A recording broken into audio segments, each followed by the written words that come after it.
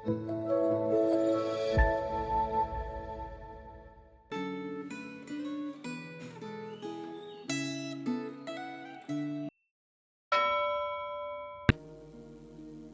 jemaat kasih dalam Tuhan, renungan Gemah kita hari ini 22 Agustus 2026 dengan tema Ketika Tuhan Menggerakkan Hati, yang terambil dari Esra pasal yang pertama sampai dengan Esra pasal yang kedua. Saya akan baca Esra pasal yang pertama, ayat yang pertama sampai 2a untuk setiap kita. Pada tahun pertama pemerintahan Kores, Raja Persia, Tuhan menggerakkan hati Kores, Raja Persia itu, agar firman Tuhan yang diucapkan oleh Yeremia digenapi. Lalu disiarkanlah pengumuman ini di seluruh kerajaannya secara lisan dan tertulis demikian. Beginilah perintah Kores, Raja Persia. Mari kita terlebih dahulu berdoa kepada Tuhan. Tuhan, sungguh kami bersyukur pada Tuhan untuk waktu ini. Kami tahu hati manusia hanya Tuhan yang memiliki dan menggerakkan. Dan itulah yang akan kami renungkan di dalam kisah, di dalam firman Tuhan hari ini. Dan biarlah Tuhan melalui firman ini, kami kembali diteguhkan. Tidak ada apapun di dalam dunia ini, di luar daripada otoritas Tuhan yang berkuasa dan berdaulat. Terima kasih Tuhan, di dalam nama Tuhan Yesus kami berdoa dan bersyukur. Amin. Terima kasih dalam Tuhan, renungkanlah betapa dalamnya ungkapan Tuhan menggerakkan hati di dalam Esra pasal yang pertama ayat yang pertama, dan yang hatinya digerakkan Allah di dalam Esra 1 ayat yang kelima. Kita tahu bahwa tidak mudah mengubah hati manusia. Kebanyakan kita pernah frustasi terhadap sesama yang kita nilai keras hati. Saya memang orangnya begini, atau dia memang orangnya begitu, adalah ungkapan yang cukup sering kita dengar saat berhadapan dengan orang yang keras kepala. Perhatikan bahwa orang yang mengatakan ungkapan di atas umumnya adalah orang yang berkemampuan di atas rata-rata atau kaya harta, pengalaman, wawasan, koneksi, dan gaya.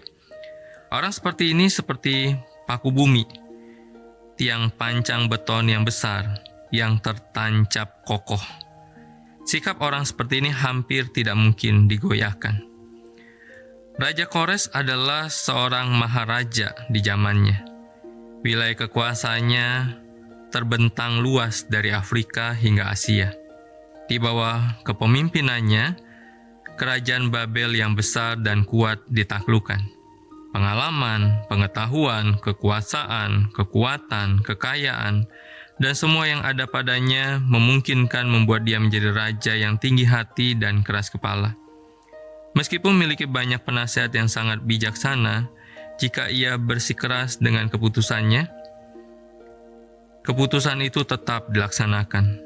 Tidak ada seorang pun yang bisa menggoyah keputusannya. Orang Israel memang pernah mendengar firman Tuhan yang diucapkan Nabi Yeremia tentang masa pembuangan mereka yang berlangsung selama 70 tahun. Akan tetapi, mereka hanya dapat sekedar berharap. Seandainya mereka punya akses dan daya untuk mempengaruhi pun, belum tentu Kores akan bergerak. Namun, Tuhan setia pada janjinya. Dia bertindak. Tuhan menggerakkan hati Kores, sehingga firman Tuhan yang diucapkan oleh Nabi Yeremia digenapi. Bagaimana caranya? Tidak ada yang tahu. Ingatlah bahwa kesimpulan Esra bukan untuk dipahami, tetapi untuk diyakini, yaitu bahwa Tuhan itu Maha Kuasa.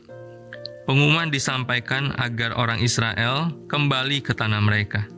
Selain itu, orang Israel diperintahkan dan difasilitasi untuk membangun kembali rumah Tuhan di Yerusalem. Akan tetapi, tidak semua orang Israel mau kembali. Hanya sebagian kecil, 42.360 orang yang mau kembali. 70 tahun di Babel pasti sudah menghasilkan stabilitas dan kenyamanan. Namun, perhatikan perkataan. Setiap orang yang hatinya digerakkan Allah untuk pulang dan mendirikan rumah Tuhan di Yerusalem. Tuhan berinisiatif menggerakkan. Tidak ada orang yang memilih pulang dan melayani Tuhan. Bila Tuhan berinisiatif menggerakkan, segala sesuatu mungkin terjadi. Apakah Anda pernah meminta dan menaati Tuhan bertindak agar sesuatu yang penting terjadi? Mari kita berdoa. Tuhan, Engkaulah yang menciptakan kami, dan Engkaulah yang memiliki dan mampu mengubah hati manusia. Dan itulah yang Tuhan lakukan kepada Raja Kores. Itu pun yang Tuhan lakukan kepada orang-orang Israel yang sudah 70 tahun tinggal di dalam kenyamanan, tetapi kemudian Tuhan gerakkan mereka untuk kembali ke Yerusalem dan membangun rumah Tuhan.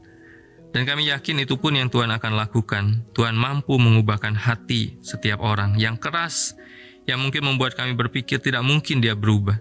Tapi kalau Tuhan berkehendak, Tuhan pasti akan mengubahkan. Karena itu Tuhan, kami berdoa, mungkin di antara kami bergumul dengan keluarga kami, dengan orang-orang yang kami kenal, di dalam kekerasan hati mereka untuk mengenal Tuhan, kekerasan hati mereka untuk berubah.